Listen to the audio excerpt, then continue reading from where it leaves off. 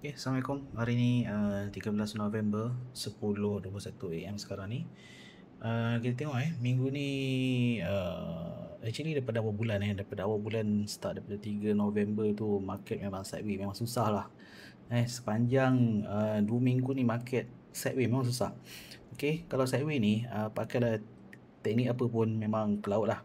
Kebanyakannya, melainkan kalau scalping main atas bawah, sell ke atas ni, buy dekat bawah ni, should be okay lah. Tapi untuk trend trader banyak yang kena lah minggu ni. Okay, so kalau based on forecast pun based on cycle, jangkaan akan ada kenaikan, tapi ada satu kali je naik pada 11 November tu, lepas tu dia terus turun balik. Jadi yang dia naik atas ni pun dia terus hit area-area 4189, iaitu kita punya target ni lah. Okay, maksudnya dekat sini price ahead of time.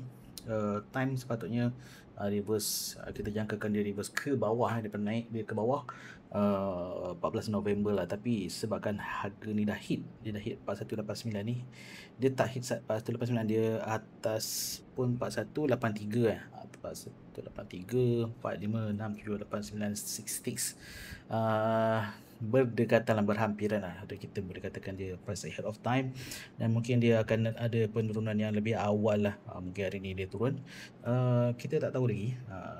Based on historical punya movement, mana historical?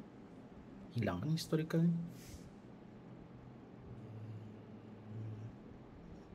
Ini saya punya chart tadi ya. Saya punya chart pun dah hilang. Okay, tak apa. Tadi ada tadi.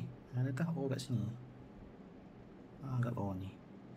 Okay, based on historical, pada yang inilah saya refer kepada ni kalau dia nak turun, sebab dia ada sideways pada range yang sama dengan yang terkini ni lah.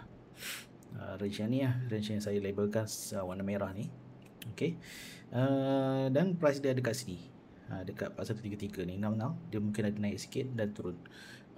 Kalau hari ni jadi ada kemungkinan untuk turun. Kalau dia turun, kalau kita nampak tadi dia ada naik sikit dia ada naik sikit dekat area 4121 lebih kurang. 4121 kalau kita tengok kat sini, yang dia boleh katakan 4121 ada kita punya resistance dekat 4136, mungkin dia akan naik sikit sini ataupun dia touch dekat kita punya resistance ni. So target kita untuk sell dekat sini, ataupun kita tunggu dia pull back untuk dia turun dulu bawah level zone 4101 ni untuk kita sell dekat sini lah. Bila dia break, ada pullback, baru kita sell lah, baru kita ada confirmation dia break dulu, dia pullback, ambil nafas dan dia terus turun lah. Yang ni kalau dia naik atas ni ke 36 ni, ada reverse candle, kita boleh sell. Okey, ni kalau dia turun, satu lagi kemungkinan kalau dia ada naik sikit, kemungkinan tu ada dia naik lagi. Okey, naik lagi. Yang ini kita boleh tengok pada historical yang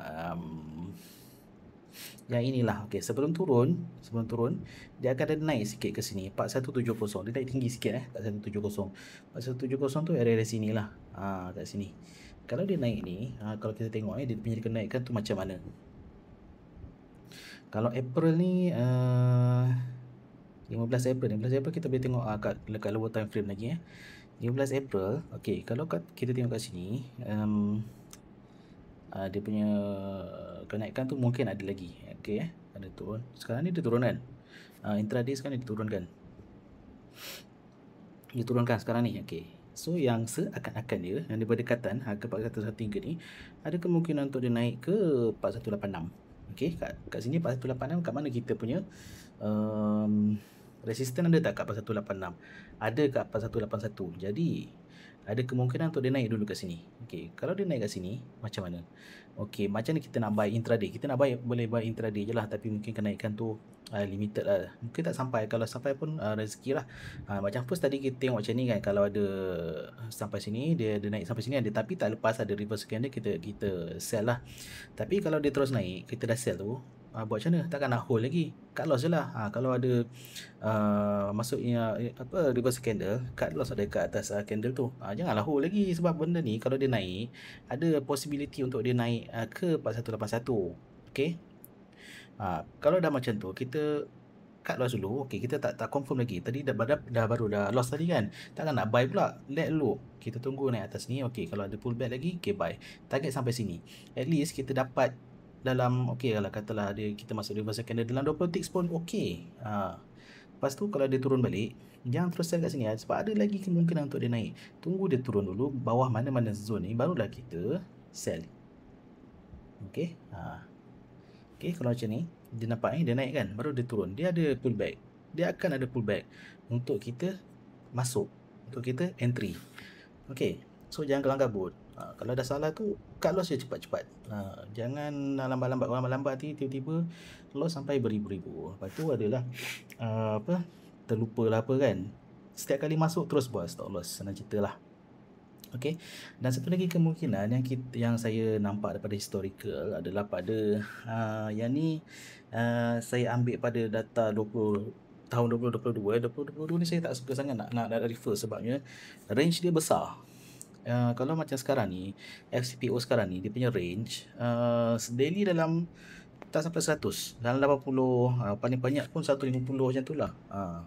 Ini paling tinggi pun berapa ni? 200 ke? Ada 200? Tak ada. Ada 130 sahaja daily range. Tapi kalau tahun 2022 ni, kalau kita back test pada tahun 2022, tak fair. Sebab 2022 ni, dia punya range besar. Satu hari 180. Satu hari dia punya range dia boleh sampai 200, 218. Dalam satu hari ni dia boleh bergerak dalam 200 ticks. So tak fair kalau kita nak back test based on 2022 untuk trade water sekarang ni. Kalau dalam tahun 2022 dalam sehari kita dah boleh kena target 20-30 tu senang. Kalau mungkin kalau masa sekarang ni kita ambil masa 2-3 hari untuk hit target lah. Contoh kalau kita nak target dalam 50 ke 60 ticks tu kan, susah lah. Sekarang ni kalau tahun 2020 tu dalam sehari boleh hit lah sebabnya dia punya range tu besar. Tapi tak apa, kita refer juga. Mungkin dia ambil masa 2 hari untuk naik ke 4330. Kita punya target yang tinggi tu 4330. 4330 yang ni.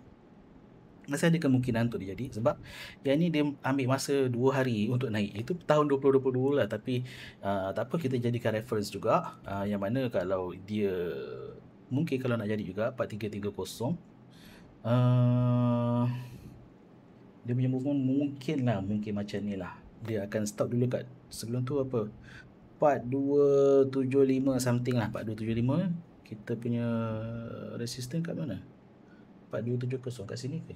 Kat sini lah. 4270 dulu. Okey. So kalau dia naik pun saya rasa 41 naik atas 4151 ni lah. Kalau dia naik pun kan, dia naik sampai sini 4270 ni, dia akan ada turun sikit. Dia turun ke berapa banyak? Dia turun ke 4158 4158 lebih kurang 4158. Dia boleh turun lagi sampai sini sebelum dia naik balik. Macam tu lah. Macam ni.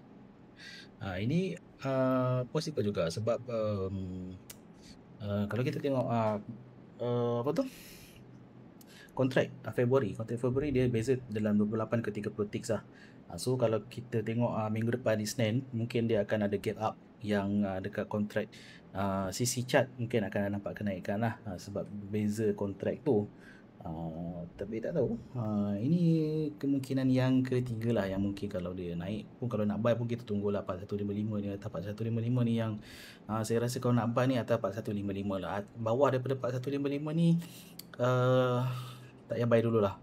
Cuba cari sell dia dulu sebabnya sekarang ni based on cycle kita dah dekat-dekat dengan due date.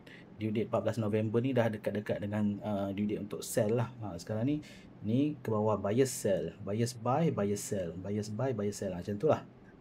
So sekarang ni kita dalam dah due date, dekat dengan sell punya buyers lah. Jadi sekarang ni market pun dah open 10.30. Okey, bawah ni lah. Bawah ni kita tunggu dulu lah. Dia kena atas ke, kena dia tunggu bawah ke. Tunggu untuk entry. Sebab sekarang ni walaupun dia merah banyak besar ni, kita tak tahu, mungkin sampai ke 4100 ni dia patah balik ni atas kan. So kita tunggu dulu. Dia break bawah mana-mana zone ni. Break atas ke, break bawah ni, tunggu dia break, dia close. Barulah kita ambil tindakan. Ambil tindakan tu maksudnya untuk kita cari entry lah. Untuk kita masuk market. Okay. So macam tu lah untuk hari ini. Semoga membantu lah dalam trading. Okay, Assalamualaikum.